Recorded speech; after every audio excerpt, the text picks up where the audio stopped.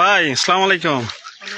আর বাসখালীর MP ডাহাত তো নাইনে for they আমরা কিছু গাড়ি ভাড়া দম না কিছু টিয়া দিলি আর এমপির একটু বাসখালী ইনকাম সাইড দি ও গাড়ির অভাবে গাড়ি ভাড়ার অভাবে ডাহাত তো নাইনে ফর দে কিছু গাড়ি ভাড়া দম চাই ও আর বনতুন তুলিত তো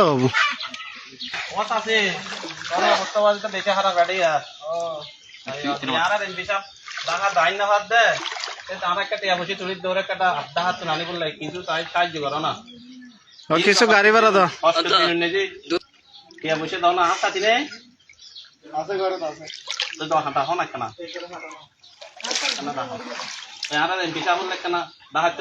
গাড়ি ভাড়া তুলি যারা